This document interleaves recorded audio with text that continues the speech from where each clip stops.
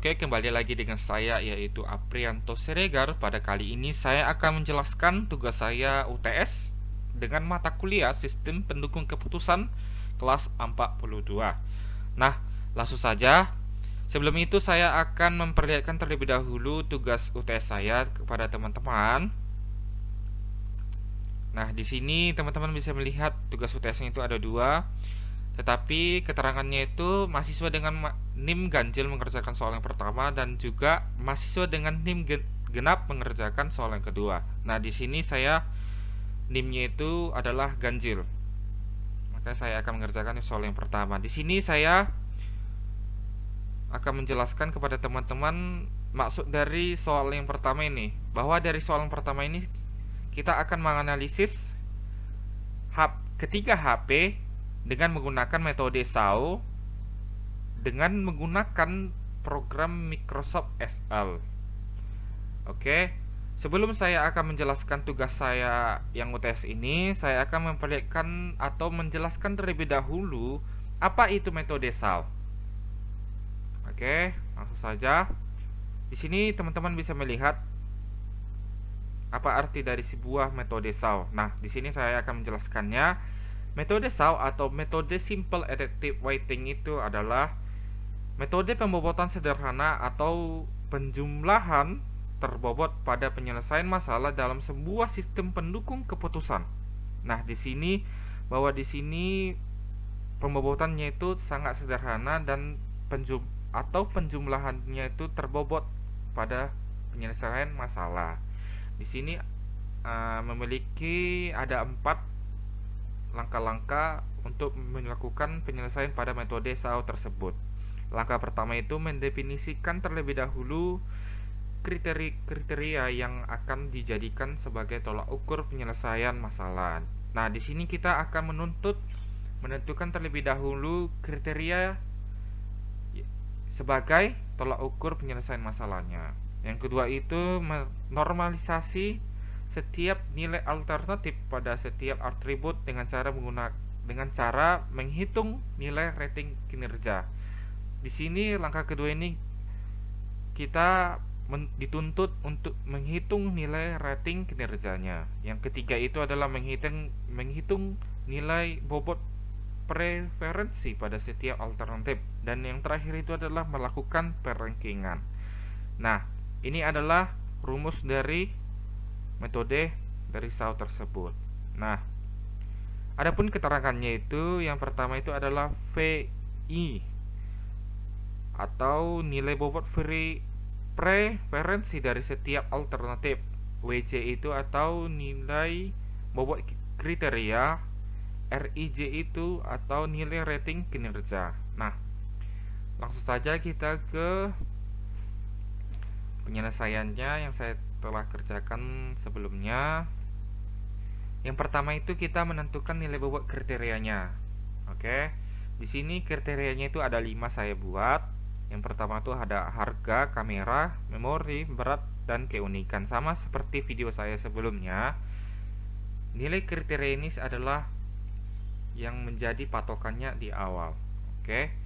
Tabelan kedua itu kita menentukan penilaian dan setiap alternatif. Di sini kita menentukan penilaiannya dan setiap alternatifnya dari HP ketiga tersebut. Yang ketiga itu kita menormalisasi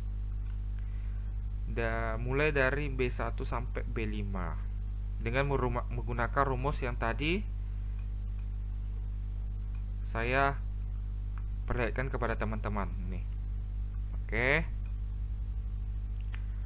93 dibagi 90 dapat hasilnya 1,03. Nah, sama seperti normalisasi kriteria B1 pengerjaannya sampai B5 itu sama saja. Oke. Di sini R-nya itu saya telah menentukan dapatlah hasilnya R-nya itu, atau R itu nilai rating kinerjanya itu dapatlah hasilnya itu mulai dari B1 sampai B5-nya. Oke. Baru kita menghitung nilai bobot preferensi pada setiap alternatif. Nah, di sini menggunakan rumus V tadi. Berarti W dikali R. Mulai dari W1 dikali R10, W2 dikali R11, W3 dikali R12, W4 dikali R13, dan W5 dikali dengan R15. Oke. Begitu juga dengan preferensi yang pertama, yang kedua, sampai yang ketiga. Dari ketiga nilai preferensinya dapatlah hasilnya, dan kita dapat melakukan perankingan atau yang menjadi dasar kita untuk mendapatkan tolak ukur untuk memperbanyak suatu produksi yang kita yang diinginkan oleh pasar. Nah, bahwa di sini teman-teman bisa melihat di sini nilai bobot preferensinya itu lebih tinggi itu di HP yang ketiga dengan nilainya 1,5095,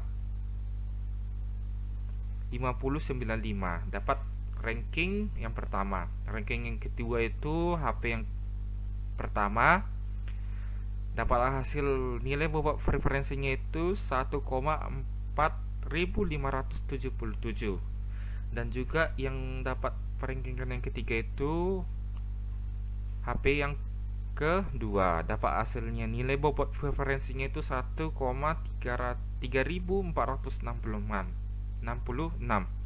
Nah, begitulah cara menggunakan metode SAO untuk menentukan penyelesaian sebuah masalah. Di sini bahwa ketiga HP ini sebagai kita tentukan nilai tolak ukurnya untuk memperbanyak peminat yang di pasar.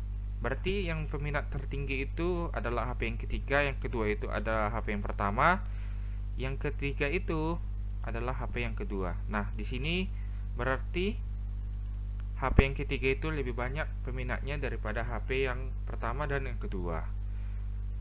Nah, begitulah sekian dari video tugas UTS saya ini. Semoga bermanfaat bagi teman-teman, dan jangan lupa dukung channel saya dengan cara subscribe, like, dan komen. Terima kasih.